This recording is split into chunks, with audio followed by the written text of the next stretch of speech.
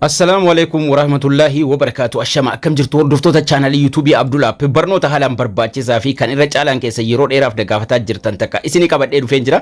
Akkaataa TikTok irraa viidiyoo TikTok maxxansinu irraa galii itti argatan haala kamiin TikTok monetize gochuu dandeenya yookaan immoo galii irraa argachuu dandeenya ka jedhu namoota baay'eetu na gaafataa ture. Karaa 4-5 TikTok irraa galii argachuu dandeenya yookaan immoo maallaqa irraa argachuu dandeenya jechuudha. Karaan arfan shanan kuni kami isa jedhu xiqqaa irraa gara guddaatti sirriitti waliin ilaallaa jechuudha. TikTokiin biyyi isin jirtan yoo monetizationidha eeyyamamaa hin taanellee jechuudha. Biyya feetan keessa teessanii karaalee adda addaatiin TikTok irraa maallaqa salphaatti irraa argachuu dandeessu jechuudha.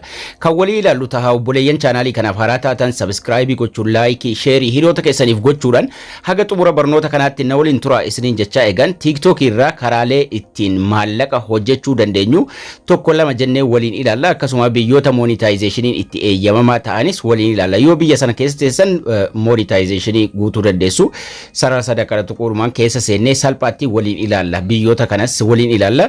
Yoo biyyoota monetization ittiin eeyyamamne sana ala taanee haala kamiin irraa galii argachuu dandeenya karaa afuriin irraa argachuu dandeenya. Keessattuu sireesiin baay'ee bareedaadha jechuudha. Maallaqa TikTok irraa hojjechuudhaaf sireesiin kan TikTokin dhiheenya baase baay'ee bareedaadha. Karaa salphaa ta'een maallaqa irraa argachuu dandeessu. Keessattuu warroonni biizinasa adda addaa hojjetan baay'ee salphaatti hojii irratti hojjechuudhaan maallaqa irraa argachuu dandeessu. Monetizationiin sirrii garuu biyyoonni itti eeyyamamaa ta'e United States da UK, France, Germany, Spain, Italy biyyoota kana yoo taatan garuu monetization guutuudhaan salphaadhumatti maallaqa irraa argattu jechuudha. Viidiyoo tokko maxxansitan irratti jechuudha.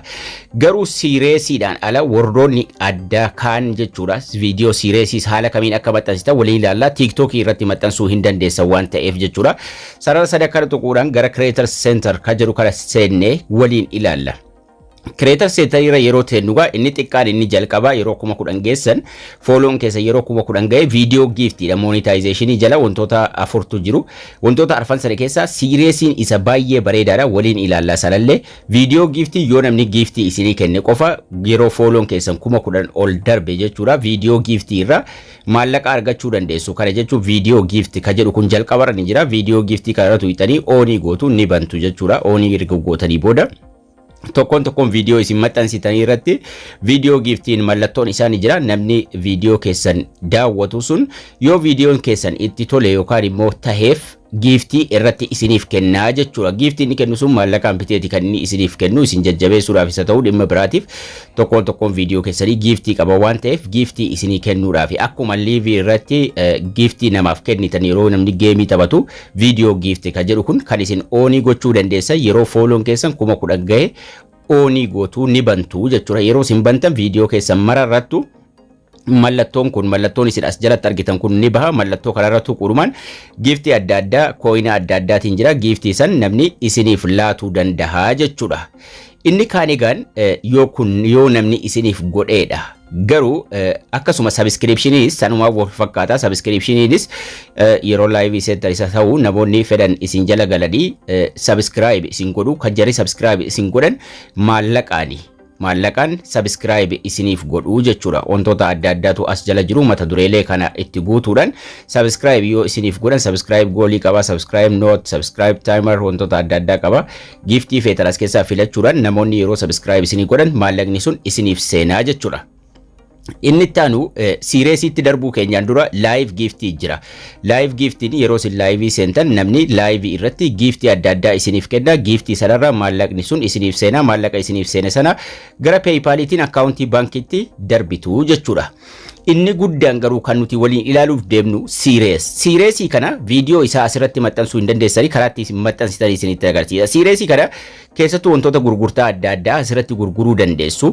Viidiyoo babbareedaas viidiyoo namoota fayyadanis gurguruu dandeessu. Viidiyoo sana namni maallaqa yoo kaffale malee ilaaluu hin danda'u jechuudha.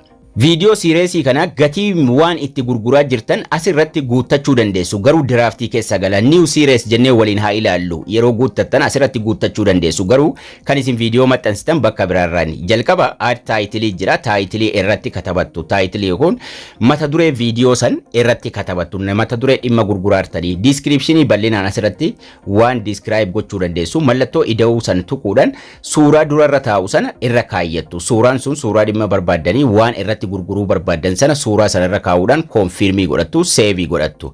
Seevii erga godhattanii booda price and payout jira. Select price ka jedhu kana tuquudhumaan gatii waan itti gurguraa jirtanii san gatii itti baafattu. Gatii erga itti baafattanii kaatanii select discount amount hagam akka discountii goota yookaan immoo irraa hirriftanii gurguruu dandeessan irratti guuttattu.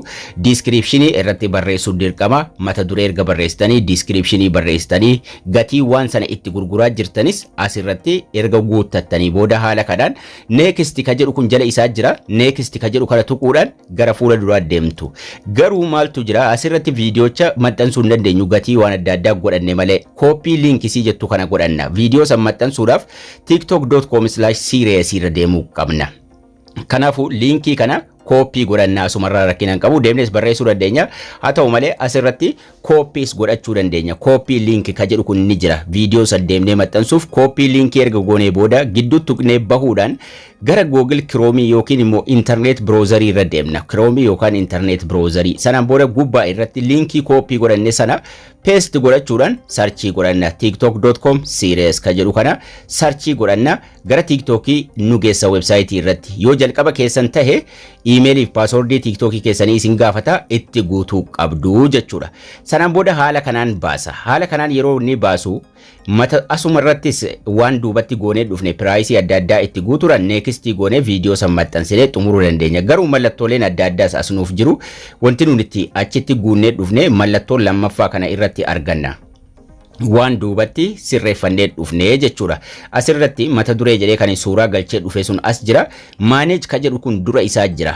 Manage kanan tuqaa jechuudha. Manage kana yeroo tuyne upload video nuun jedha. Maaliif gatii itti baafnee jirra, mata duree itti goonee jirra, suuraa durarra taa'u itti goonee jirra waan ta'eef upload ka jedhu kun asnuuf ta'a. Upload kana gochuudhaan viidiyoo erga galchinee kaane publish submit goonaa jechuudha. Submit ka jedhu tuquudhumaan viidiyoo san maxxansinaa jechuudha. Viidiyoon sun nama bira ni deema. Nama bira ni deema akkuma viidiyoo TikTok irratti maxxansinuutti. Garuu saampila isaa qofa waan dura jiru qofa ilaala. Viidiyoo san guutuu isaa ilaaluuf yookaan waan nuti achirratti gurguraa jirru bitachuuf yookaan itti seenee ilaaluuf dirqama maallaqa kaffalee seenee ilaalaa jechuudha.